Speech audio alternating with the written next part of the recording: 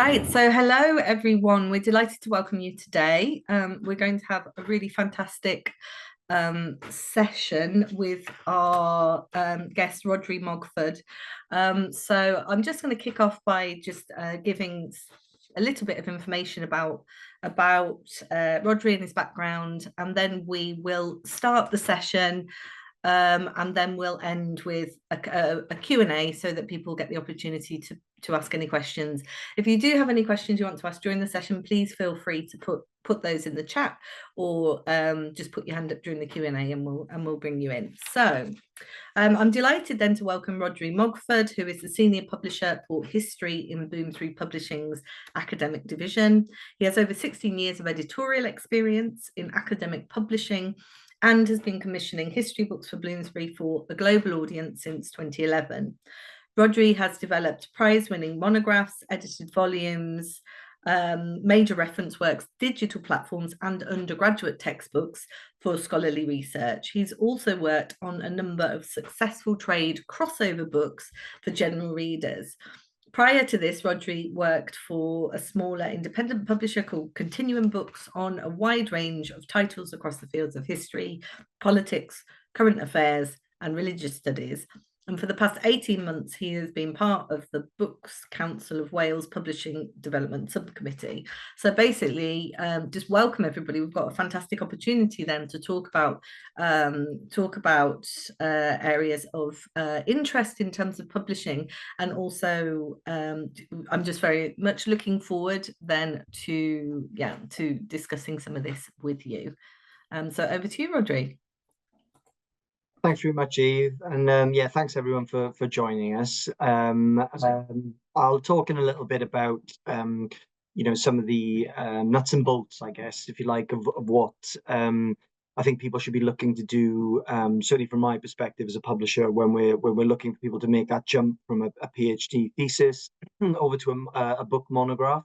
I'll give you some tips and suggestions about the kinds of things that we think are positive adjustments, if you like, in terms of making that leap. Before I do that, I'd just like to tell you a little bit more about the Bloomsbury IHR Inclusive Histories initiative. Just to give you a bit more information, that's very much tied to this talk today. So the Bloomsbury IHR Inclusive Histories initiative sees Bloomsbury Academic and the IHR partner together in order to help improve the publishing opportunities available for early career history researchers from a diverse range of backgrounds. This is an annual initiative, now in its third year, and it's intended to support recent PhD students from anywhere in the world into developing their thesis into a Bloomsbury monograph. Prospective applicants are encouraged to access the initiative proposal form, and we'll be sending a link if we haven't already that shows you where you can access that on the web. And this document, and I should also mention actually that the applications are open from today. The submission deadline for that is going to be the 31st of March in the new year. And basically the document outlines the eligibility criteria for the initiative and also provides the format that all initiative proposals submissions should follow. A shortlisting process will then follow, and ultimately the most successful proposal will be awarded a project completion grant of £500 that can be spent as the author chooses on resources or expenses to enable them to complete the book. In addition to a Bloomsbury contract. We hope that this initiative is going to help all participants to strengthen their book proposals and move a step closer to publication either way. The initiative is also open to recently graduated PhD students who aren't currently in full-time permanent academic positions. So yeah, so part of the reason why I'm here today, why I'm here to talk, is in support of that initiative. Basically trying to offer a workshop that's going to help people recognize the kinds of things that they'll be looking to do when turning a PhD thesis into a scholarly monograph. And then once we're done with that, and I've finished talking at length, and you've had enough of me, we'll open that up to a bit of a Q&A. Anyone has any questions about kind of just demystifying, I think is the word we've elected to go with, the publishing process, then I'm happy to answer any questions as best I can, and anything I don't know, I'm always happy to follow up on email afterwards as well. So hopefully that should be useful too. Great. Well, unless anyone has anything that they want to sort of leap in with at this point, I'll start talking through some of the kind of aspects of PhD thesis to monograph revisions that we look for when we're looking at people that are looking to make that leap. So I guess in broad brush, revising your PhD for book publication is necessarily going to involve some adaptation, both of content and in terms of style with regards to your dissertation. It's important to remember that the aim and emphasis of your book manuscript should always be that you're trying to make an original contribution to scholarly dialogue rather than proving that you deserve to be awarded a PhD, which is very much the focus of the thesis. So the primary goal in revising the dissertation should be to try and make every element of the manuscript more focused, essential, and succinct. The first thing to think about, there's sort of around about 5 kind of key areas that I'd say you can broadly categorize as far as the suggestions we've got is audience. Bear in mind the target audience for your book. So obviously academic monographs are written for a relatively specialist audience of scholars and advanced students. However, it is really important to try and bear in mind any crossover or even more sort of significantly, I'd say, interdisciplinary appeal that your book might have. Try and remember that the books, the audience for your book, is going to probably have wider research interest than your PhD committee. So bear that in mind in terms of potential for broader appeal, and making sure the manuscript is readable throughout. I think I touch upon this later on, but it seems like an appropriate moment to mention it now. Always try and keep in mind that level of knowledge that your audience is likely to have. As I say, the PhD committee are going to be fully versed in all likelihood and an expert in the minutiae of what it is that you're going into detail in with regards to your own project. But actually, you might want to think about, well, is there a bit more context I can give in places? Am I giving people enough information, enough background to keep them moving with me, to keep them on this journey that I'm trying to take them on with my text? Another key area, superficial though it may be, is the title. I think that's really important. The title of the book needs to be clear, concise, and direct. Essentially, it needs to reflect how the main content of the book is situated in a specific discipline or subdiscipline.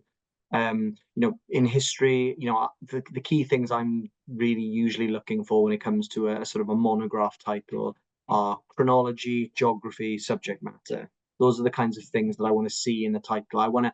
You want to be able to use that title to really give a clear sense to any reader, right off the bat, what is this book covering? What am I going to get from this book? Where is it taking me? And what's it covering? Because, from a practical point of view, if nothing else, when you think about things like online discoverability, search engines, that sort of thing, keywords, what are people looking for? Anyone that's looking to access the kind of research that you're presenting in the book, what kind of key terms are they gonna look for? I'd stay away from sort of, as tempting as it is, we very much have a policy at Bloomsbury, and I think many other academic publishers are the same. When it comes to monograph publishing, while it's nice to have a nice poetic title, it doesn't really do anything for your work. It doesn't do anything for your research. So something that's a little, as I say, sort of suggestive or contemplative is nice, but you want your title to be working harder for you than that. So, as I say, online discoverability is one example. I mean, there are other examples. For example, like academic librarians, in some cases, are often actually shown when it comes to research monographs, long lists of main titles. They don't even see subtitles in some occasions, and they've got they've got sort of a very sort of finite amount of time that they can use to look through lists from academic publishers to decide what they're going to acquire for their academic libraries. So if your title can very quickly convey to a librarian exactly what it is that they're going to be getting by purchasing the book for their library, then those are the kind of considerations that you want to have. And also, I'd say when it comes to submitting to a publisher, I'm always really encouraged when I see a title that gives a clear sense from the author that they know exactly, it tells me that they know this is a scholarly book for a scholarly audience, and they understand how to communicate the message that they want to communicate, even in the title. It's a really good sort of first impression, I think, for any prospective editor as well. Moving on then, and just thinking about structure for a bit. So obviously the structure of the book, I suppose it goes without saying, needs to be clear, logical, easy to navigate. It also needs to reflect the progression of your research and objectives. Think about chapter length.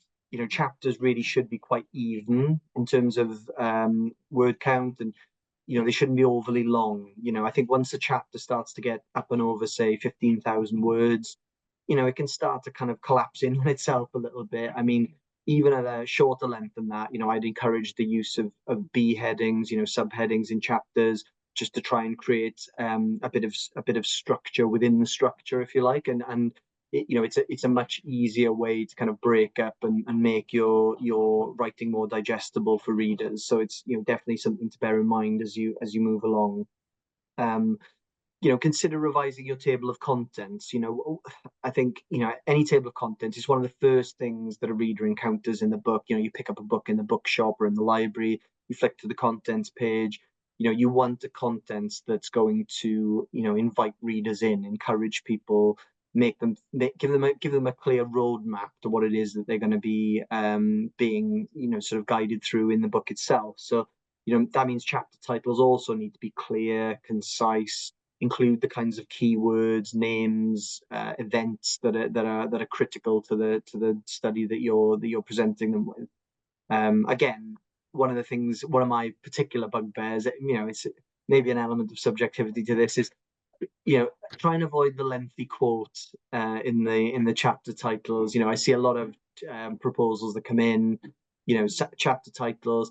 The quote itself is, there's often nothing wrong with it. In taken in isolation, it might be an interesting quote, but I think, how it presents on a page and how it looks as a content, when you've got several chapters that use like a quote as either, a chapter subtitle or a chapter title, and then you have a bit of information that actually tells you what the chapter is about. It can really clutter the page, and it can make the whole thing feel a bit unwieldy. I think it's far better to sort of keep those chapter titles concise, get right to the point, and give people the information that they're looking for. Another thing to think about is considering having a brief introduction rather than the kind of long explication of the state of the discipline that you might have in a thesis, and then also adding a conclusion to kind of give the whole thing a bit of shape and coherence as a whole. We don't need the kind of long, drawn out methodological show your workings that you'd have in a thesis. The book version, if you like, of the work that you've done, you've already proven that you are sort of worthy of the PhD. This is more about showing what you're adding to the literature, as mentioned previously, rather than trying to prove that you've read everything in the field. That's taken as a given. It's really about kind of what your argument is, what your original point is, and what the evidence is that kind of leads you, to that conclusion, beyond a shadow of a doubt. The bibliography, that should probably be a bit shorter than you'd have in your thesis. References, remove any that aren't strictly necessary. You want to thin those out. It's important, obviously, to kind of cite correctly and to make sure that you're referencing appropriately. But at the same time, there may be a lot of weaning there. Firstly, because it's important to kind of strip those away and make the text more efficient. But actually, if you've got a contract with a publisher and you're working to a fixed word count, you want to make every word count. You don't want to waste words in a bibliography unnecessarily, or in notes that don't need to be there. Free up some words for yourself, because actually that could be 5,000 words in the end that can be put to better use in terms of really hammering home your argument in the main thrust of the text. So those are the kinds of things you want to be thinking about when it comes to structure and how you can kind of make things easier for yourself, I guess, in terms of word counts and where the words you have can be put to best use. Content, very much the aims and objectives of the overall project need to be central to the narrative throughout. As I mentioned earlier, the book needs to be a more succinct and focused version of your dissertation. So only include material that genuinely moves the narrative forward. whilst keeping an eye on your overall story at all times. The main argument needs to be clear and compelling, and as I say, that it's another good reason why those kind of subheadings that I mentioned earlier can be quite a helpful tool as you're writing, I think, because, you want to take stock as you're moving along. I think it's almost useful really to have your elevator pitch of kind of 25 to 30 words of like, what is it my book is doing? What am I actually wanting to say? What's the bottom line here? And just have that, written on the wall, tattooed on your arm, whatever, whatever suits, and basically just keep that in mind. And as you're writing and as you're moving along, you can kind of, take stock, pause at different points, think about chapters in isolation and think to yourself, am I actually getting that message across here? What am I doing with this chapter as a building block to get me to that underlying argument and point that I'm trying to make with this book? Because if you can't see it in there and it's difficult for you, then chances are for the reader it's 5 times as difficult. So that's definitely something to kind of keep in mind. Try and create and sustain an authorial voice. That I don't want to intimidate anyone with that. Don't feel like you need to kind of become a sort of a literary classic author overnight or anything. It's not to that level, but your book is contributing to the scholarly debate, rather than it being an academic requirement. So the style of your narrative should reflect that. There should be a confidence there in kind of the points that you're making, and you want to try and engage the reader as much as possible. So make confident, fluid, and clear statements. Try and avoid the passive voice. Keep that argument fluent and your reasoning cogent as far as possible. Remove any unnecessary and essential scholarly materials that clearly identify the manuscript as a PhD thesis. Seems obvious, but get rid of those chapters on methodology and literature review, like I touched upon earlier. We don't need those.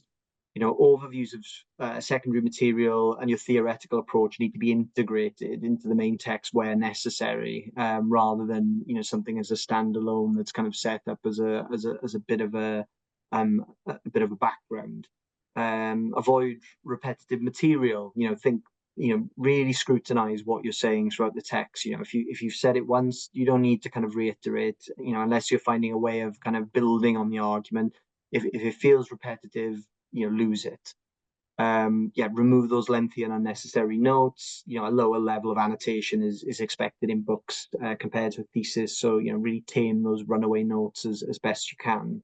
Too many notes can really compromise the readability of a book and leave the whole thing feeling too stodgy and impenetrable really, for any would-be reader.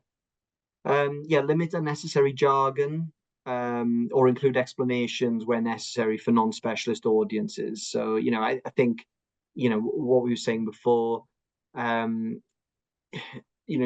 people are going to have wider research interest than say a PhD committee. So just be thinking, not quite the layman, but if with any kind of good research monograph, ideally you want to try and reach the widest possible scholarly audience. I know, for instance, with our books, the monographs they publish in hardback, but then they become available in paperback 18 months later. We like to see those books get used on advanced undergraduate reading courses, that sort of thing.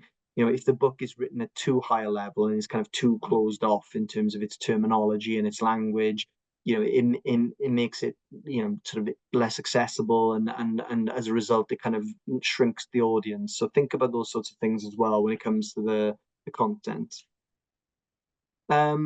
Remove anything that in any way kind of indicates the origins of the book as being derived from a PhD, sort of including thanking PhD supervisors in the acknowledgements. You can thank, I think there's a sort of a slightly political way of going about this, a nuanced way of going about this. You can very much thank people that have contributed to the development of your research. Like to thank Joe Blogs for their many insightful comments on my manuscript, that kind of thing. There are ways of kind of acknowledging people and recognizing the people that have played a part in sort of like your academic journey. But I think the problem with explicitly revealing the origins of a book as being in their dissertation, no matter how strong the dissertation was, unfortunately, kind of like sales evidence that we have suggests that, you know, it doesn't help in terms of distribution of key sales channels and sales in general. You know, you know, it can be, you know, like it or not, it can be discouraging for some buyers to think that something's been, you know, is essentially a PhD. So it can put sort of would-be buyers off in some channels. So, you know, having that kind of that shift in sort of language and how you kind of frame the text in that sense as well is important. I guess the last thing that I would mention that is possibly the most important really is, you know, I can't stress this enough, feedback. You know, get as much feedback as you can. Try not to be precious and too kind of protective of your own work. You know, the best thing you can do is, you know, speak to colleagues, share with, you know, sort of friends or loved ones that are willing to kind of have a look at something, even if, you know, it may feel a bit specialist for them. You know, you can never get enough feedback, and that, you know, I'd also recommend not doing that right at the end when you've finished a draft. You know, when you finished a chapter, send it to somebody, get some feedback, get some thoughts, because, you know, the more kind of voices and ideas that you get on, you know, how you're presenting the content, how you're structuring it, and you know, what people think about the style. You know, not all suggestions will be ones you necessarily need or want to act on, and that's fine. You know, but I think that it, you know, if nothing else, it will help to kind of fine tune what you've got even prior to submission, say to a publisher. Say if you wanted to submit something for a proposal, but you wanted to have a sample chapter, you know, it'll give you more confidence, I think, as well, before prior to submission, to feel like you've shared it with some colleagues, got some, you know, some sounding boards there, and will put you in a stronger position then, that you're presenting something that's a bit more polished and that feels a little bit more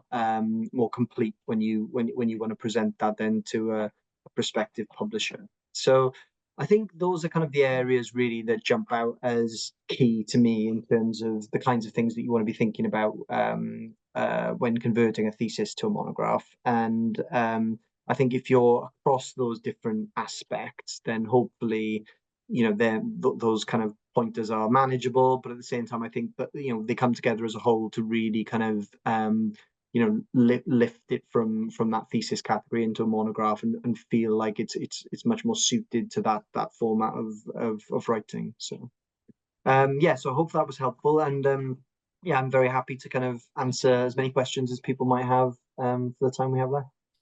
Okay, thank you so much for that. I think that, so the idea is now is we'd really like to learn a bit about you as well, and just for you to, you know, share any questions or ideas you have, and just really to have this as an open a session as possible. Please be reminded that it is recorded, so if you don't want to be filmed, you're welcome to ask an anonymous question in the chat and we can read it out for you, or if you do want to ask any points, then please just put up your hand so I can see, maybe virtually put it up. I can see Angelina has her hand. I can't see everybody on the screen, so maybe if we just bring Angelina in first, and then we'll just see how we go from there. Hi, can you hear me? Yes, very well. Thank you so much. There was a lot of really good tips here.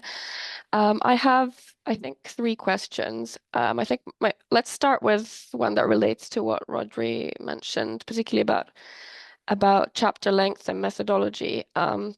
So my thesis has like 3 case studies, which the whole thing is built around. So I've made it into like 3 chapters. And then an introduction and conclusion. And if you divide like the normal length of a book into 5 parts, like it's way over 15,000 words. So I'm thinking, I mean, I have a lot of subheadings, so I've organized it meticulously. But the idea of like making the chapters very short, like I don't know like how to get around that. Or so I'm wondering if you could just speak about that briefly. And then there was the question of methodology. I saw that someone else was also expressing worry about removing methodology. So one of the things that I would like to do with my book is try to present new ways of approaching the subject. And I feel like if I don't explain why I'm doing it the way I'm doing it. Like, how does that contribute to scholarly discussion? And also because all the case studies, like the methodology is common to them. So I feel like the natural place to have it would be in an introduction and not sort of throughout the chapters. So if you could just speak briefly about that.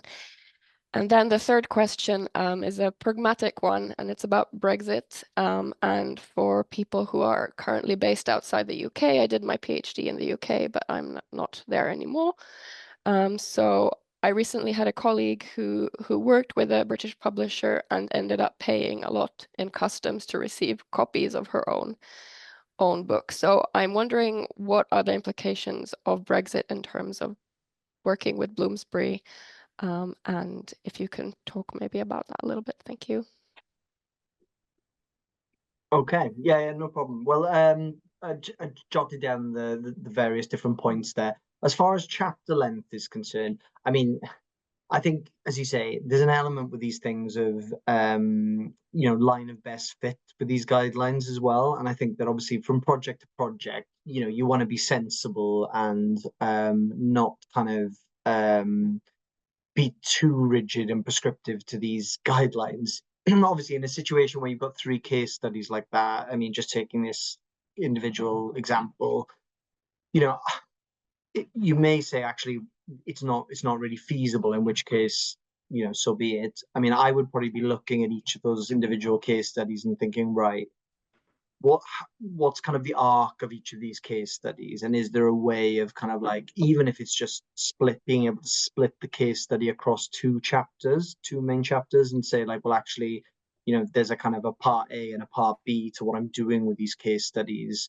and so therefore I could actually split, say, case study 1 into a chapter, one chapter and then a second chapter, and then try and follow that model with the others. Now, if that isn't possible, and actually it's kind of going to be, in terms of the flow of the text and the argument, actually feels like that's going to be counterproductive, then it's best probably to keep it as those 3 chapters, and then just make use of the subheads as best as possible, so that you're able to kind of break down those chapters into more digestible chunks, sort of staging posts, if you like, as people are going through what are obviously longer chapters. So that would be probably my advice. Yeah, I mean, just to jump in there, Rhodri, as well, I know that for my own work as well, because there was a lot of, particularly in the PhD, a lot of really dense kind of legalistic discourse and analysis. And ultimately, the question that I asked myself was, would somebody like to read this book?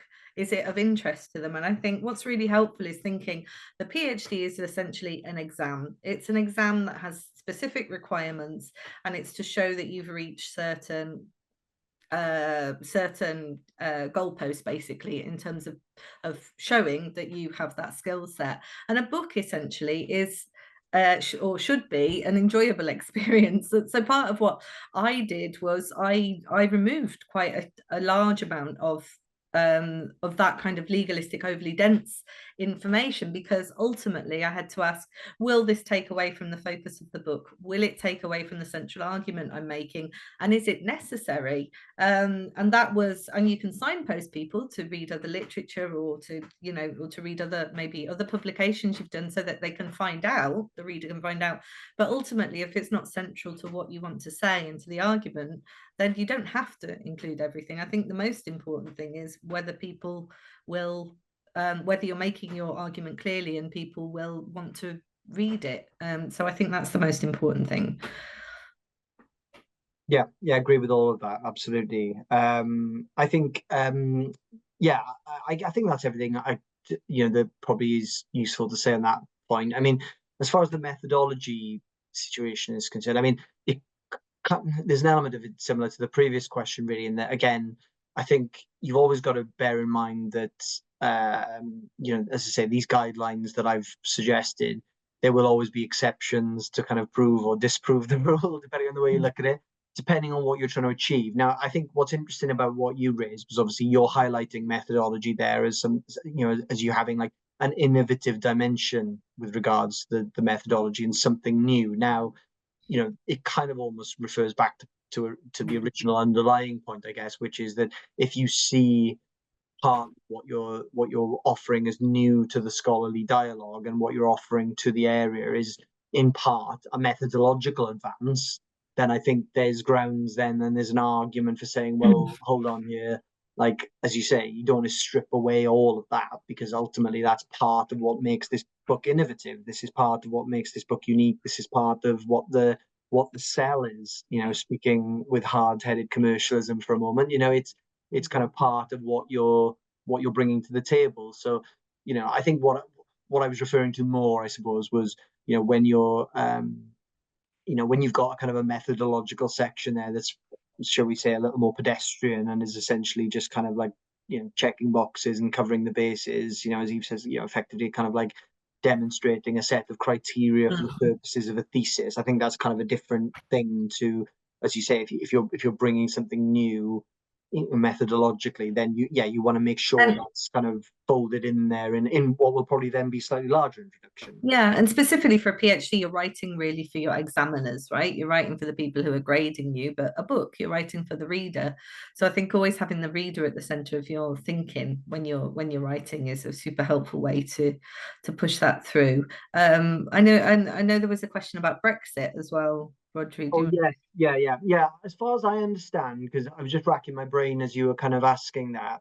I mean, I know that it's been a kind of, I think, for publishing across the board, well, not just publishing, it's kind of, the Brexit situation has kind of thrown up more than a few sort of curveballs, should we say, in terms of what things, that unexpected things that have cropped up. I mean, I know that we've had an evolving sort of situation with shipping costs and taxes and that kind of thing based on like where people are and receiving books. To my knowledge, and we do have a number of authors on the list that are based in Europe, I haven't encountered a situation where people that are receiving gratis author copies, I think because of the way we sort of label them or kind of like, frame them as to what they are, I haven't seen scenarios where they've had to pay anything, in terms of taxes or what have you, to receive those books. So that's my understanding anyway. Okay, so we have a couple of questions here. I'll read them out. So somebody who's saying they're a little concerned about the removal of the literature review and method chapters.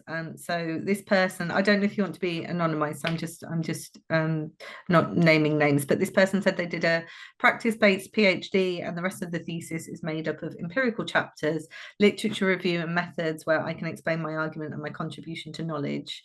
And that the empirical chapters back up and illustrate. So I'm not quite sure what the question is there, but I think you can respond to that, Rhodri. And also just asking more generally about which word count that we should aim for in total and per chapter, which I think is a useful question.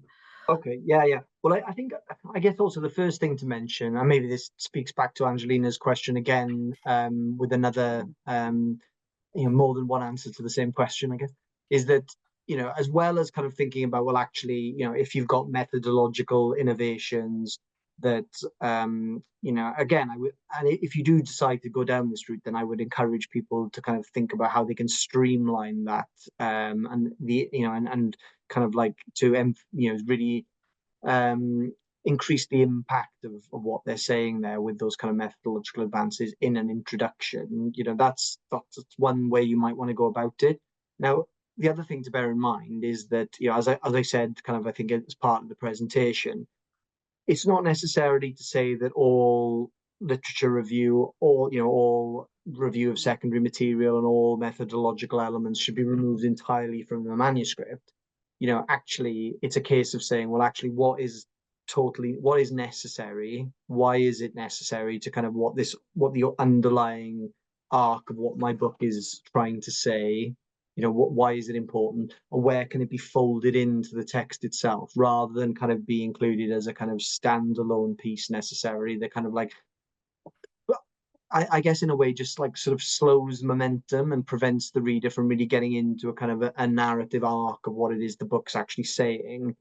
Having those kind of as standalone pieces, it can feel very clunky. It feels like a PhD thesis, though it doesn't feel like a research level monograph, which kind of has a different flow and a different structure to it. Now, as I say, if you can take elements that you see as completely necessary, which is absolutely fine, I can find ways of folding those into the text at appropriate points in a succinct way, then that would be another way of sort of tackling that, I think. In terms of length, I mean, publishers will vary from house to house as to what they see as kind of a suitable length. I mean, we're quite broad in terms of our expectations. Like, we'll publish, research monographs that are, say, 70,000 words in length, inclusive of notes and bibliographic material, as a kind of, like, I would say generally that's the kind of like the entry level end of length, up to about 125,000 words. Obviously, I think it's, the sweet spot really is probably about 90 to 100,000 words, I would say. I mean, anything beyond that, you must have a pretty big topic and a lot to say. 125,000 words is a lot of words. So, if you've got a research monograph that needs that, then that's fine. But, I would always encourage people to think about how, if they've got a text that's up and over, say, 100,000 words, really scrutinize whether actually is this as tight as it could be? Is this as efficient? Are my notes, a bit heavier than they need to be? Are there areas where I can streamline and focus my argument for added impact, I think. But again, I think that goes back to the question of, the purpose of writing the book, like who are you writing it for? So, for example, if you keep a short and succinct book, that can be quite helpful as an educational resource, for example. That was certainly the focus in my case, wanting to have something that was user-friendly that people could read. But then there's obviously a need, and it's super important to have much more much denser books that really go into the subject matter. But as long as they're there to to meet the kind of the interest of the reader, right, and to keep somebody engaged and to keep them kind of on topic, then I think there's space, basically flexibility in terms of. But obviously if it's very long and dense, and that's something that again can detract from the overall kind of aim of the book. But so we've got many questions now coming in on the chat, so I think I'll try and read some of them. So thank you for an informative session. My question is there anything that Bloomsbury looks for in book proposals compared with other publishers? So relatedly, do we know what area what areas are in the firm's publishing plan? So yeah, what are your priorities in terms of publishing?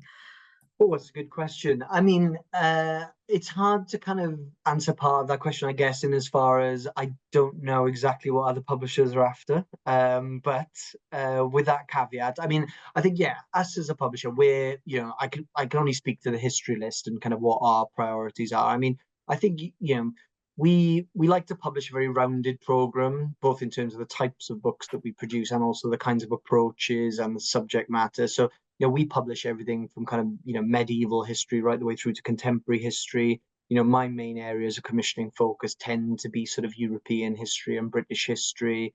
But, we publish a lot of material that you consider global history.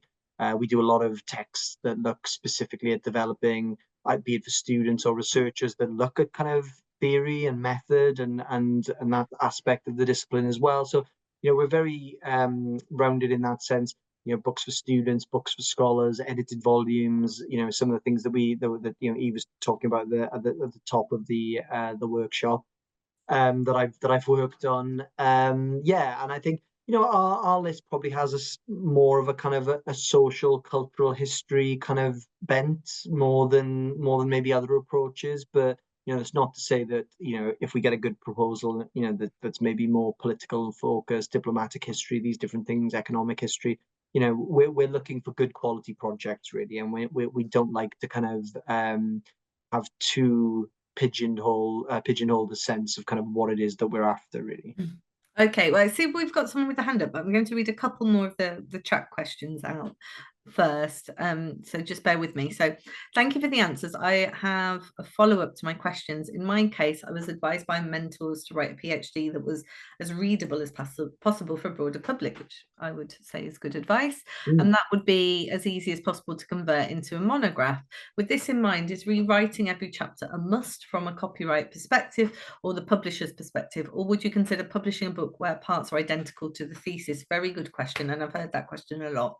No, it is a good question. Yeah, I mean, it's a tricky one. Obviously, as you say, I think that it's a good starting point to have a readable thesis, and to aim, to be striving for that, even at thesis level. I think that's never a bad thing.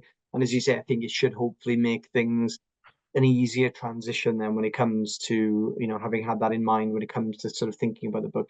I mean, I would always sort of say a word of caution at this point to anyone that probably thinks that their thesis is sort of ready baked to become a monograph. I think really see this as an opportunity. I would, as much as anything else, to find ways to build on what you've done in your thesis.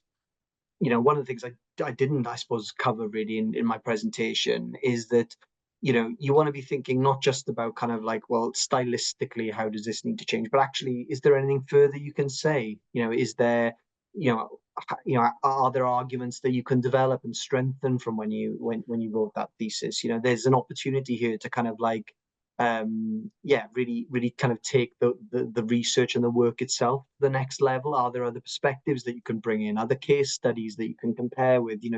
These are other kind of scholarly considerations, I think. Yeah, that's a really good point. On the back of that, I read recently a draft of a book, and what I found really surprising was that the writer had said, this is a well-known topic because so and so had written about it. But what they didn't say, and it took me reading the whole book to the end to realize that actually they were citing their own work.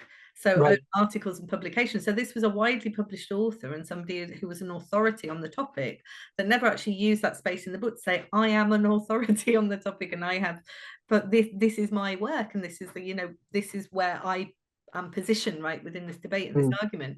And that was really telling to me that a book should be an opportunity for you to be able to really make that argument that your stuff and that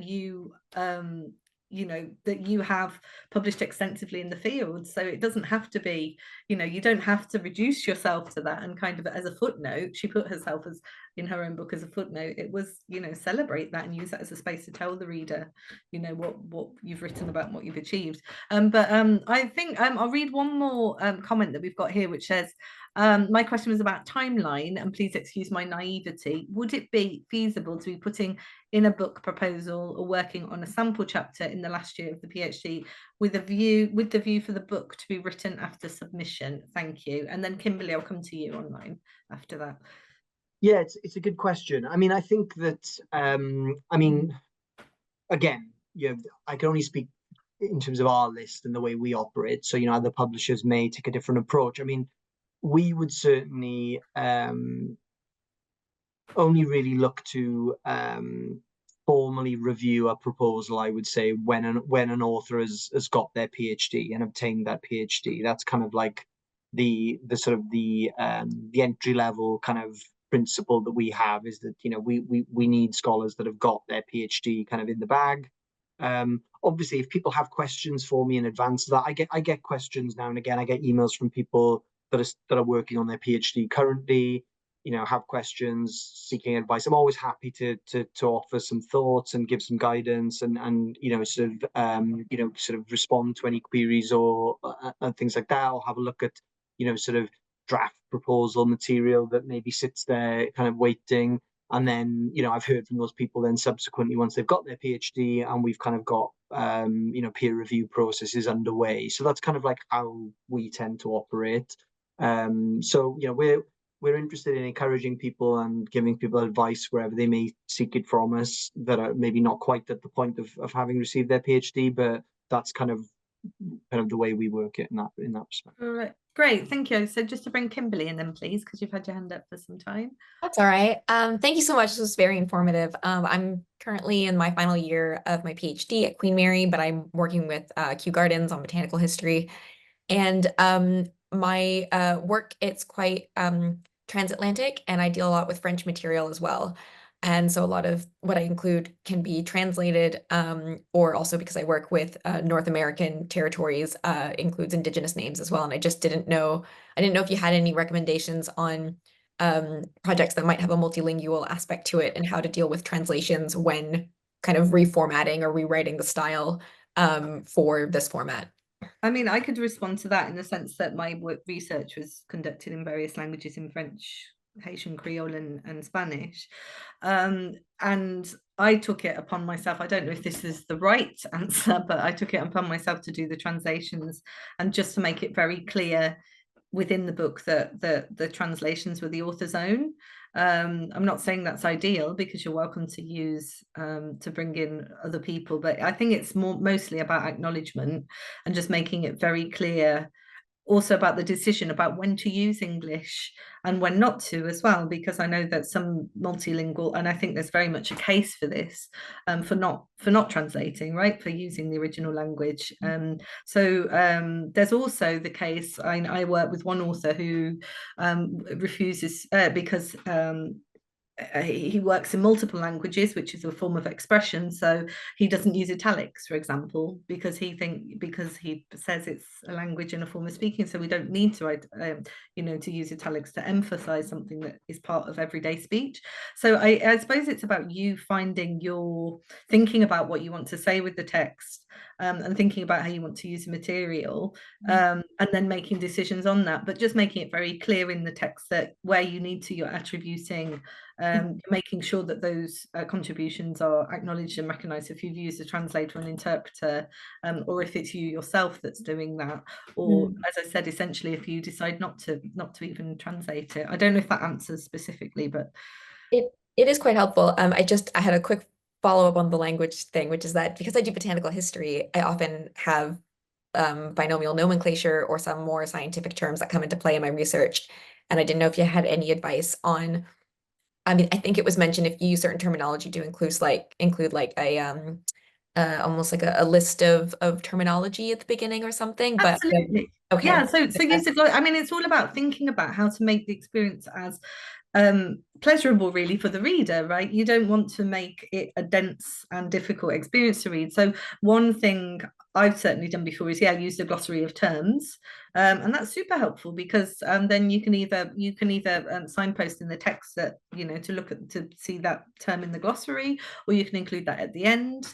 But that's certainly something that is helpful if you think it's going to help support the reader experience and guide the reader through the material that you're presenting. So it's really about thinking about what material you think is useful to the reader, but also thinking about ways of making that as accessible as possible, and having your own approach in terms of knowing when to, for example, as I said, when to translate, when not to, when to keep things in the original, and also when to attribute, always acknowledge and attribute and thank people who've supported that aspect of the book. I don't know if Rhodri wants to say anything else to that. That all sounds like very good advice. Yeah, I mean, we use glossaries in a lot of our books, and it's a very effective way, as you say, particularly where you have, content terms that are, maybe a little narrow in terms of understanding. Acronyms as well. Acronyms can be a good one as well, because people get completely lost in and it can be a language that you get quite used to using throughout your PhD, right? Because you slip into a certain field of discipline and a certain way of addressing things or talking about things. But it's always about consistently thinking, okay, well, if this is a first-time reader, they need to be guided. It's about guiding people right through that, and they need to be guided more. So anything that can help with that, and a glossary is a really good way of doing it, but also obviously footnotes or other ways of helping that. I think one other thing I'd add on the point about the translations, I think everything you said was sounded very sensible. I think the other is a practical consideration in terms of going back to word count. Now, depending on how, one thing I is popping into my head now that I probably could mention in my presentation, a couple of things I missed out. Quote judiciously, whatever language you're quoting in your text. Think about how you can kind of, you don't need long, lengthy quotes that, as interesting as they may be, you want to keep, quote as efficiently as you can for any source. And obviously in the situation where you're using material from other languages, anytime, you've got decisions to make there around, as you say, if you're reproducing a translation, then you're going to want to be consistent throughout the text, and you're reproducing the translation throughout the text. Now that's doubling your word count of those quotations. So which means you've got fewer words, depending on, what your contracted word length is with your publisher, for the actual main thrust and narrative of your own writing. So yeah, that's definitely something to bear in mind. Now that we are a little consistently inconsistent, probably is probably on the list in terms of it's horses for courses to a degree. We've had some scenarios where there are that duplication of word count, if you like, is happening in relatively few enough instances that it actually pays to keep those translations in and consistently alongside the originals, for reasons as much as anything of kind of accessibility and reaching that widest possible audience, again, for people who maybe don't have the language and that sort of thing.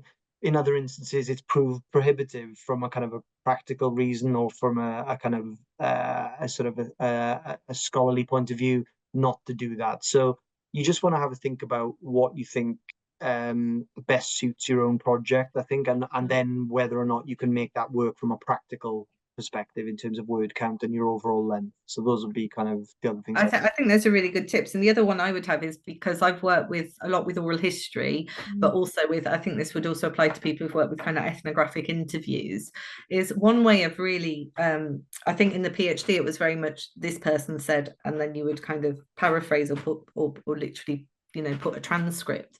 Whereas in a book, you've got the freedom to kind of thread that narrative throughout the book.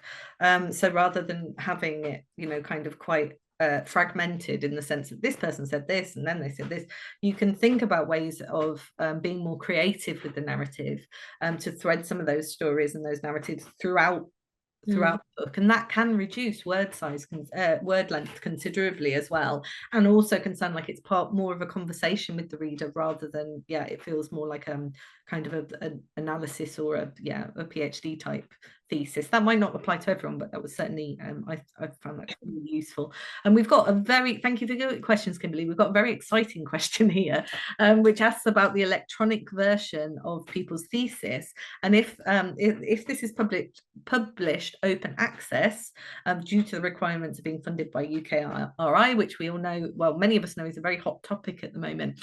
Is that a barrier to publishing your work then as a book?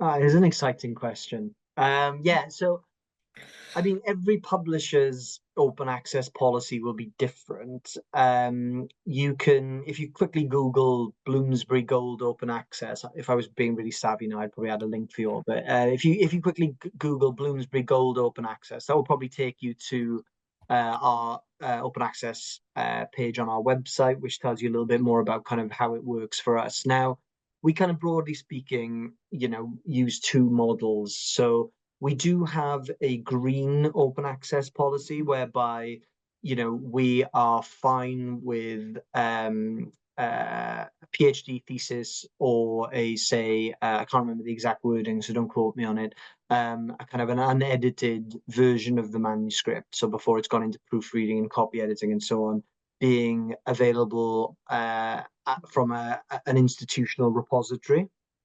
So that's kind of like our green open access, where there's no fee involved in that. We don't expect, we don't take any payment. There's nothing. It's just something that you can have, sort of have that text made available. And that, and equally, if a version of the PhD thesis has been, I think if this was part of the question, and maybe even part of one of the previous questions that we were asked about this, if that's available online at an institutional repository, then we wouldn't be concerned really about that with regards to publishing the monograph version of the book, of the thesis, sorry. I mean, it's another reason for maybe considering, like we were talking about earlier on, about how you might develop and build on your thesis. I mean, from my point of view as an editor, it's nice to see some distinctions and differences. It kind of gives me a little bit more peace of mind to think that, as largely, I know that an online repository at an institution isn't exactly widely available in terms of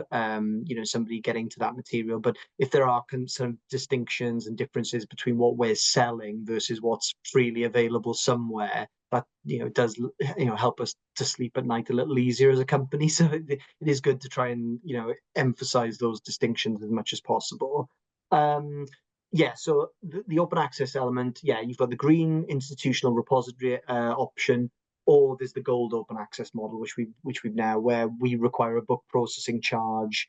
Often, we've had funders, sometimes that's institutional funding, often, I work with a number of universities in the UK and elsewhere where they are,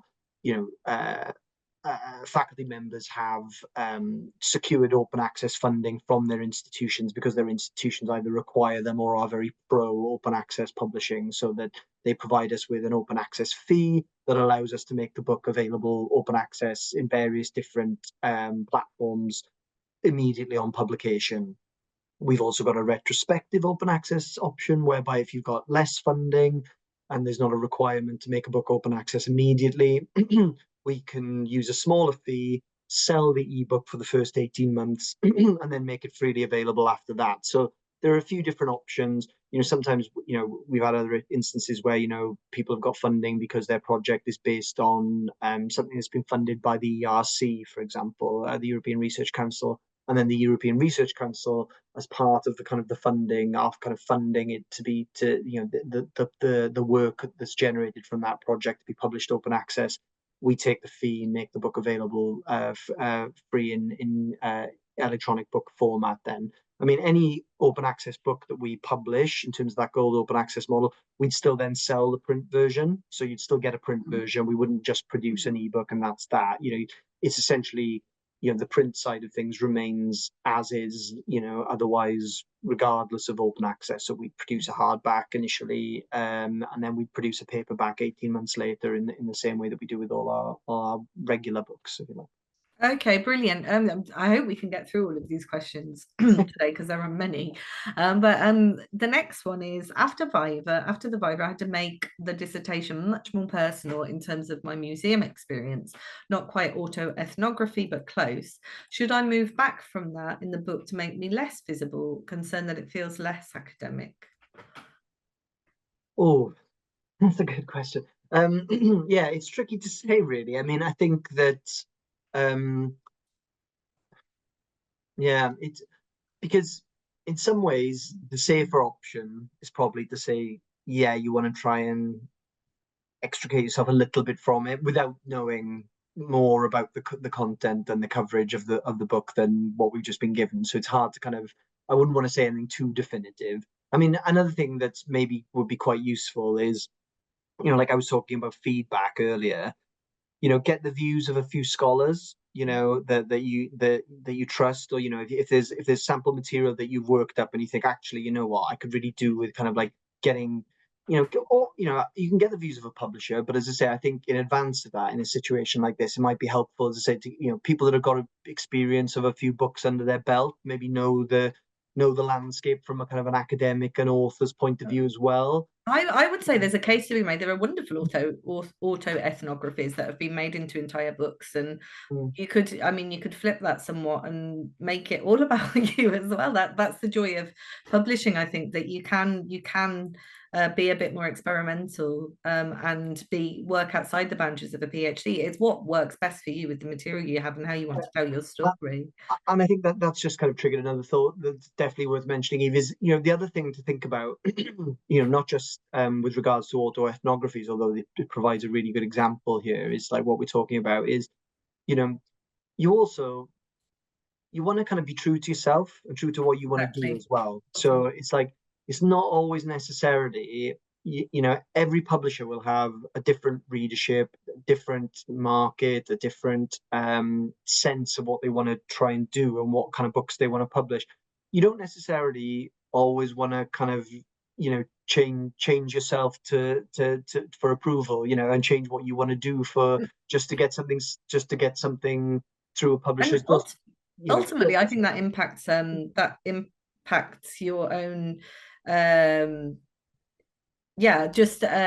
think being as open as possible and writing in the most authentic way that is helpful to you means that you have more of a connection with the reader, I think, ultimately. So I think if it feels forced and it feels like you're writing in a way that doesn't kind of align comfortably, then that I think the much more enjoyable kind of publications that come out are certainly when somebody is writing in a way, in a style that they have enjoyed themselves. And I think if it feels difficult and it feels challenging, then sometimes that doesn't always necessarily mean that produces the best material. I know this is opinions, but I think certainly it's basically down to the individual, I think, really.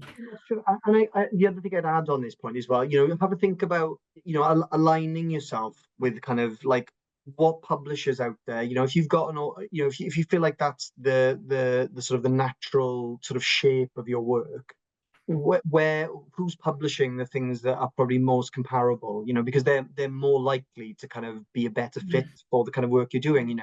It sort of, maybe it seems obvious, but if the sorts of publishers that are producing work that you use and that you admire and that you think kind of that's kind of like a good stable, that's a stable I'd love to be in, sort of thing, in terms of the kinds of authors working on the kinds of things, then those are probably the publishers you want to have conversations with. It's as I say, there is a range out there, but those sorts of, that bit of research, doing a little bit of background on kind of like the kinds of things that you're looking for as a prospective author from publishers, as well as what publishers might be looking for you, will lead to a happier marriage, really, and a quicker fit. And the advice, it's really basic advice, but it rings true. Write about what you know, write about what you enjoy. And also the third one would be to read as well, because I know that like people get so lost in kind of the text and what they're doing, but actually reading, I think, as you're writing, just, it doesn't necessarily have to inform directly your writing, but just familiarizing yourself kind of with what's out there is a really helpful way of just kind of, I think, informing maybe some of the ways that, or inspiring you, right, in the ways that you are putting together a project. So don't lose yourself entirely in terms of the project, but actually take pleasure in other things, because they will help inform you as you're writing. So we've got loads. I really hope that we can get through these, but the next is, thank you for this knowledge sharing session. I'm doing my PhD in Indian literature, where basically I use the literature as a medium to trace the public health in the history of India. Is this something of interest to Bloomsbury? Potentially, yes. Yeah, no, sounds like a great topic. I mean, certainly I think that, one of the things that we benefit from at Bloomsbury is that, we do publish across, a range of academic subject areas. So, anything, I mean, whether this is something that's got appeal for both history, say, and a literary studies market, translation studies, different things, we've got the ability to kind of reach and find audiences, across those sorts of different fields. So, we're well placed for books that kind of have those secondary and tertiary academic markets across different disciplines. So yeah, I'm sure if they, if whoever it was wants to get in touch, then I'd be happy to hear a bit more.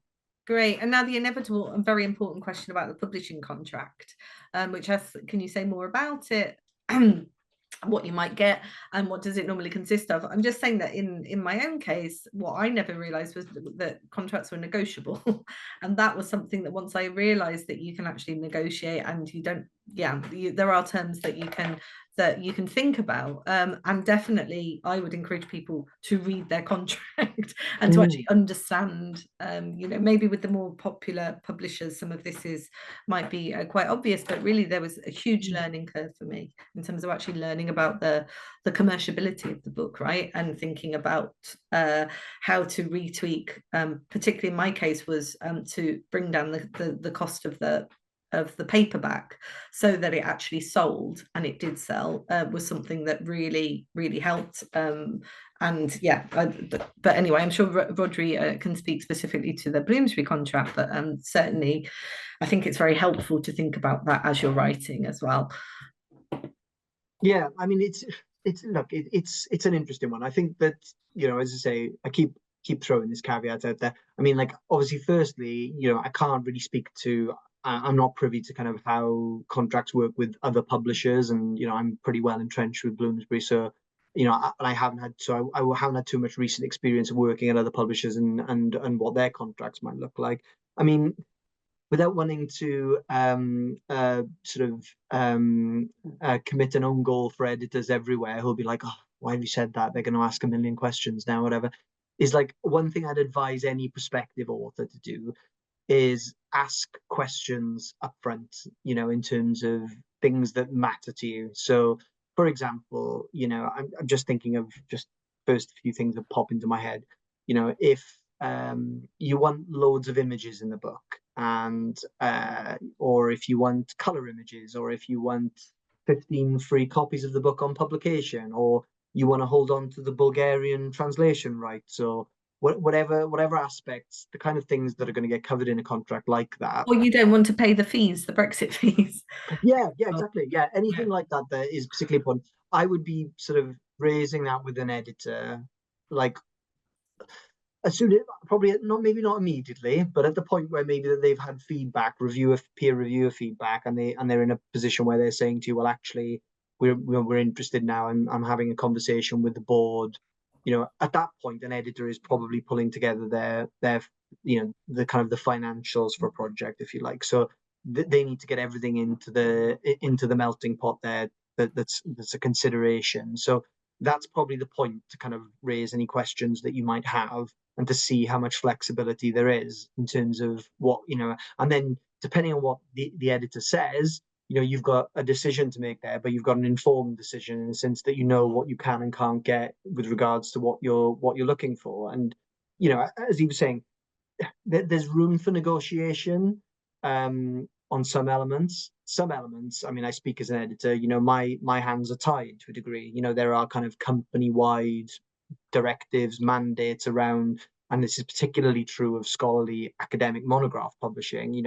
Our royalty rates are fixed. I won't go into details of what they are now, but our royalty rates are fixed. Now, if it's any consolation, the nature of those books and the way those financials, the way that publishing model works, they're fixed for a first-time author in the same way that they're fixed for somebody that's written 6 or 7 books. You get the same rate. It's not because it's not a reflection on somebody's experience. If we determine that something is worthy of being published on the list as an academic monograph, you don't get treated any differently if you've sort of been working for a number of years, or and written several books, or if it's first time. So there are certain elements there that are consistent, as I say, in that regard, regardless of who you are. I mean, as I say, that there are certain elements, like, for example, you mentioned about paperback. Now, contractually, like company policy, we would never commit to publishing in a particular format. That's kind of company policy. We kind of reserve the right to make the best decision on behalf of you as the author, the work, and ourselves as to what format we publish in. Now, in a practical sense, what I could say to any prospective author with us is, every single monograph we've published in the last 10, 12, whatever it is years, has followed the same publishing model, which is we release a hardback alongside an ebook, and then 18 months later, we release a paperback that's priced at sort of £28.99, retail price in the UK. So that's the model that we use. Anyone that wanted to check that could look on our website and see the pattern just repeating and repeating and repeating. Now, we can't contractually commit to doing that, but you could probably feel fairly safe in the knowledge that that's how it would go. So there also needs to be an element of compromise, I think. It's knowing what are, like you were saying, anyone that's done a negotiation course, what are negotiables, what are non-negotiables in terms of things that are that important to you that you'd say, well, actually, I'm not going to sign a contract then. So if you've got things like that, you want to have those conversations with editors as early as possible. Wonderful. We'd probably talk for 2 hours. Yeah, we could do a whole session on contracts, which would bore me senseless. But I think the lesson to take away is it is important that it is essentially your intellectual property, and there is certain room for manoeuvre, and that's important for people to be aware of, particularly when publishing something as important as their own work. So this is an important question again, and one that keeps coming up, and I have this a lot with my students as well, but it says, can we please revisit the copyright question? I'm sorry if I missed the answer, but how about so that we can use from the thesis without plagiarizing ourselves? And I want to add something additional to that, which is, so effectively what about people, for example, because some people publish articles right from their chapters in the PhD, or publish as they go along their PhD. And so I think what people would really like is some clarity in terms of what can you effectively reproduce as written, and what can't you do that. And part of that goes back to the point I was making earlier about this person who was an expert in the field and really could have just made more of it and just said, these are the publications and this is the work I've done. And that's fine, because then you avoid all of the kind of tiptoeing around an issue, right? Because you've got publications, you recognize the work is already out there. But I think people are asking in terms of like literal copy paste, right? The thesis or from other publications that they have done in their own work. Is that acceptable? And what are the guidelines really around that? I think that's a really useful question. Yeah, well, I mean, I guess a couple of headline points that can quickly kind of give people a bit of reassurance, I guess. For example, you know, if we've got like a project that comes in where 1 or 2 chapters have been published as journal articles, that's absolutely fine. If it makes up like no more than, say, 20% of the book, for example. But would that be a clear copy paste then, or would that? Well, that, as long as, you know, just to kind of the key point here, which I'll kind of suffix this with, is as long as you've got permission from the journal, you know, as long as the permission, as long as the journal, which they invariably are, you know, like I have a number of situations every year where people say, "Oh, I've published a couple of chapters as journal articles," you know, like, and I just say, well, just so long as you've got permission to use them in the book, you know, and it makes up no more than about 20% of the material overall, then we can kind of live with that. Once you get beyond that, it starts to get a bit stickier, and you know, reproducing material of a greater percentage then of what you're publishing is kind of, you know, starts to become problematic for us. So I'd say that's probably the threshold you want to look at.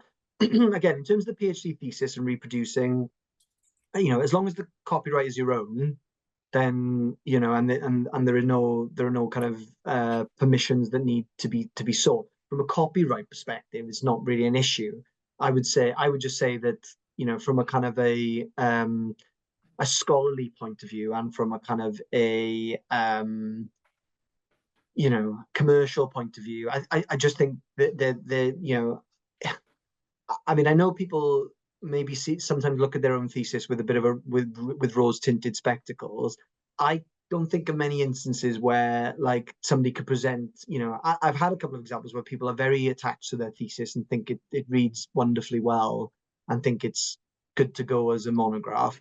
And then we've sent it out for peer review and it's had an absolute shoeing without one. Trying to think of a better well, that's you know, I think that's a really good point. I think what people don't quite realize is that when the process of you think you've got a completed PhD and it's all ready for publication, but once you start actually retweaking it and writing, for example, your proposal and working through that process of working with a publisher, getting a contract, it looks incredibly different. So even if you think, oh you're just lifting parts of the thesis into the book, ultimately, once you've worked through all of that material, it looks incredibly different to what you'd done in the PhD. And that's part of the beauty of the process, isn't it? Is by the time the monograph is kind of develops into something, the caterpillar into a butterfly or whatever, but it is absolutely something very different. So I think you need to let go of some of the fear of plagiarizing yourself, because it is your material, and by the time you've worked through that material, it will look even better via all of the kind of the process that you go through by ensuring that, you know, that the material then is put into book form. So I think a lot of people worry about that, but essentially I think by the end of it looks very different in most of the cases that I've seen. Right, so building on Sylvia's question, what is the normal timeline length from proposal to completion? How long is a piece of string? So so we're talking proposal through to kind of for accepted proposal and I think a contract to submission. I think again, the old caveat, if you're playing sort of the bingo of what I've been saying, all publishers will be a bit different. I mean, I like to think that Bloomsbury, we're pretty efficient. You know, if we get a proposal in that we like the look of and we're ready to send it out for peer review, you know, all different editors work differently. I like to personally deal with the peer review process myself. So I'll find peer reviewers for the proposal. I like to try and turn around that feedback within about 6 to 7 weeks. If we're just talking about a detailed proposal, Maybe if there's a sample chapter, it might take 1 or 2 weeks longer. I share that feedback with the author, assuming that feedback is positive and they're sort of positively inclined towards any minor tweaks or adjustments that we might want to make. We're then in a position for me to take it to the Bloomsbury Publishing Board for final approval. I can get final approval and a contract offer within 4 to 5 weeks after that. Once we've got that contract in place, obviously we're agreeing, as part of that contract, we're agreeing a delivery date that you're happy with for the complete typescript. Say if that's 2 years, 3 years, however long you need. We get the manuscript in. We then send it out for a full peer review, anonymous peer review of that manuscript. That usually takes about 3 months. And then it sort of kind of depends on what's said in that review then. If there's very little in terms of critique and suggestions for changes, then we might take a revised final version of the manuscript to production within a month of that, if there are just a few I's to dot and T's to cross. Sometimes people say, actually, you know what, there's a few problems with this. We may concur, and then we may say to the author, look, you can go away. We'd always give people the time they need. If that's, we're always looking to try and work with people to develop things, not kind of find reasons to kind of toss things out. So, if there's an opportunity there to say to people, right, maybe go away and have 6 months, 9 months, whatever you need to kind of make the changes that we think is necessary, then they do that. Production process takes about 8 months. So once we've got that final version, in-house production, authors see first proofs, finals, and then the whole thing takes about 8 months. Great, thank you. I'm aware we've got 4 questions in the chat, so I think we'll have those as our final questions, please, just for timing. The thing I wanted to say about peer review as well is that it can be peer reviews are really like painful process to go through as well. It can be really difficult, but actually it's so helpful to really help you in the final stages of the book. So if it's written with care, and as I know, obviously with Bloomsbury, it's written with care and the people really want you to succeed and really want you to do well, and that's something to take on board, because ultimately it can lead to a really fantastic, not just a fantastic publication, but it also means that community of scholars are now familiar with your book and your work, and that's coming out as well, which can have wonderful knock-on ripple impact basically when it comes to publication. So peer reviewers, we love them, we hate them, but ultimately they're there to help you through the process. So Kimberly, back to Kimberly's question, she said her material works with Canadian sources, specifically from Quebec. Is there any possibility of, if the book is successful, I love this question, contracting its translation into another language such as French? J'espère que oui. And with respect to the indigenous territories and people she worked with in her work, has there been any collaborative work to record an oral version of the work for indigenous communities who primarily share knowledge in the oral tradition? That's wonderful, Kimberly. I'm going to read your book. I think that sounds absolutely brilliant. Yeah, fantastic. Fantastic question. Well, yeah, in terms of translation rights, ordinarily, any book project that we contract, we look to contract, we license the rights in all languages so that we're able to, we've got a very effective, dedicated translation rights deal team that are looking to try and place the book in translations, in all different kinds of languages all the time. So, and they're really proactive, well connected. They've got lots of good leads and as I say, connections with different publishing houses and all sorts of different languages. We do a lot of translations into French and Spanish and German with our books, as well as various other languages.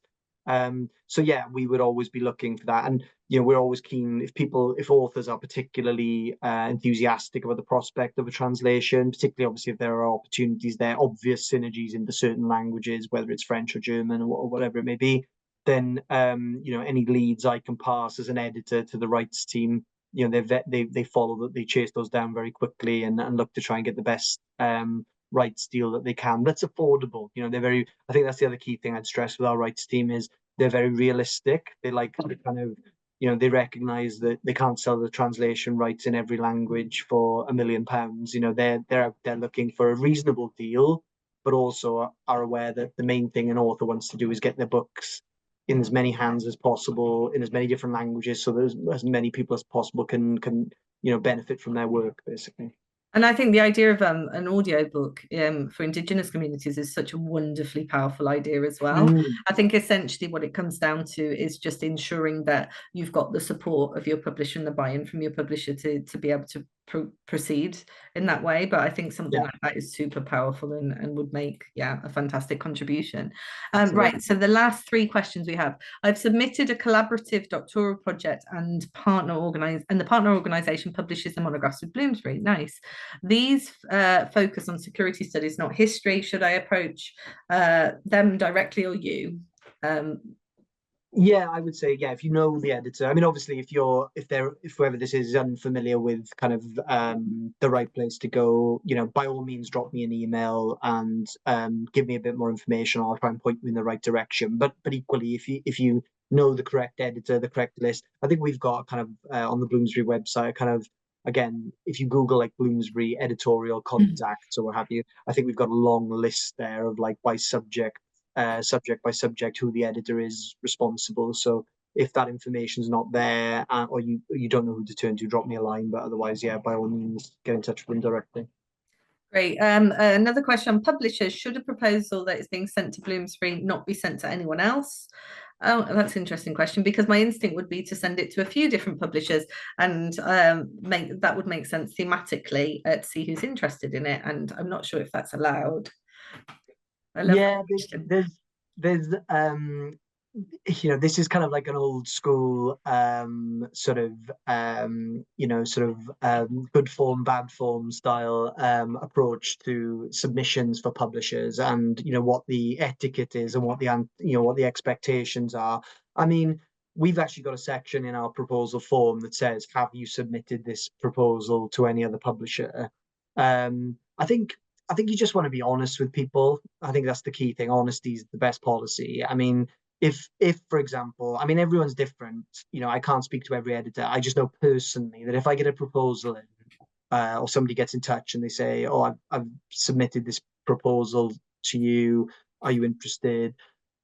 I would like them, if they've submitted to other publishers, I won't be too concerned by that or put off by it, but I'd see it as a courtesy to be informed of the fact. What I don't like, and it's happened to me in the past, I mean, I'm long in the tooth now with this in terms of being an editor, is where you sort of you're having a dialogue and you're investing your time and your energies as an editor in developing a proposal, getting review feedback, and then you get all the way to the point of maybe having spoken to the board, and then you make a contract offer and they turn around and say, "Oh no, sorry, I'm going to publish with another publisher." And then it's at that point you discover that they've actually been talking to other publishers.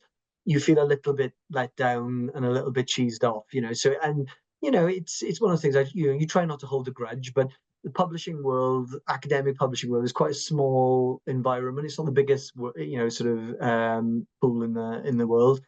It's not a great idea to kind of, annoy people in that kind of way and leave editors maybe feeling then as if you behaved a little unprofessionally. So let people know. Just say, like, actually, I've submitted. Because my approach would probably be, as long as I know, if I've got proposal reviewer feedback, I might say at that point, this comes in and is positive, I might say to somebody then, "Oh, look, I'm thinking of talking to our board about this now. Could you please suspend all conversations with other publishers until I've had a response from them and we know if we're making you a contract offer?" Obviously it's up to you then as an author whether or not you want to do that. But I think that kind of open and free communication as to what seems like a sensible level of exclusivity, shall we say, with a project is the way to go, rather than doing things, sort of in a slightly kind of, with a bit of subterfuge, really. Yeah, and sometimes those of you who've submitted journal articles as well know there's nothing worse than sitting on it for 2 years and waiting for a journal to come back, and then only for it to be rejected. So ultimately you have to be in it to win it, don't you? And I appreciate as well. I mean, I think that academic publishers, to a certain extent, have brought this on themselves to a degree, in that I think that turnaround times for feedback and turnaround times for responses for proposals and things like that are often far too long. And I think that's unreasonable in terms of people have got lives to live and they've got work to get on with, and they need to know where they stand. And that's something that I particularly, and we as a list, pride ourselves on, is that we are very empathetic to that side of things for academics, and we want to be kind of facilitators and give them one less thing to worry about. So we, in that regard, we think of ourselves as maybe more part of the solution than part of the problem. But equally on the other end of it, then we'd like to have a bit of transparency and that on that side of things. Right, brilliant. We've just got our last question, and then there were a couple of points I wanted to make just to wrap up. But thanks for your advice, Ree. The timeline, trying to write my book while working and worried about how slow it'll be. Sorry, I can't see all of that. To write this thing, I'll need years.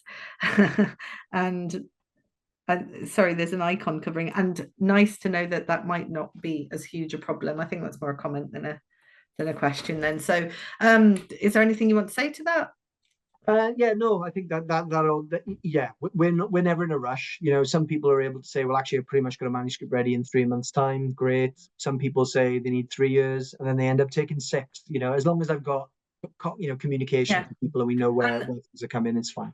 And you can submit an application having not finished the PhD, right? You don't have to. If you're in the final stages of your PhD, there's no reason why you can't at least start thinking about the book, or start thinking about the process of what you want to do with that material, which I think is an important lesson. There are a few things I wanted to say. Just in terms of writing and editing, that it really should be a joyous process, right? So be kind to yourself. I know there's a lot of pressure in academia, and I know that people are very stressed, and there's kind of this publish or perish type mentality. But ultimately, a book is it's your baby, it's your creation, and it belongs to you, and you should be something that that you're really proud of. Also remember that community matters as well, as Rhodri said right at the beginning, having a strong support network, sharing ideas with people, getting people to read through some ideas. Remember, it's a work in progress as well. One of my pieces of advice would be, not everyone might agree, but save everything as well, because you might have an idea or write a paragraph and then think it's terrible, and don't delete it.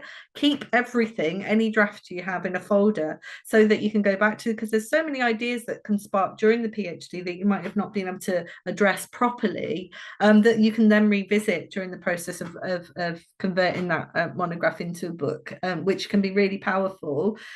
Also think about, we haven't had time to talk about it today, but think about your book launch as well, and think about any upcoming events that are happening in terms of where you might like to showcase your book, or having discussions, or inviting other authors to share in your joy with you, because ultimately a book opens many doors for people, and it's actually I always find it very magical to see the unexpected opportunities that arise from the publication of a book, be that in terms of discussions, be that in terms of job opportunities, be that in terms of people in the field that are engaging and begin to cite your material, right, and engage with the work that you're doing. And all of that is deeply, for me on a personal level, deeply satisfying, and just very enjoyable. So think of it as a process that has a lot of elements to it, and somebody like Rhodri, as I think you can agree, is there to guide you through that. I think now everything's online, is that correct, Rhodri? We say I'll share the link again for people to look at, but I believe that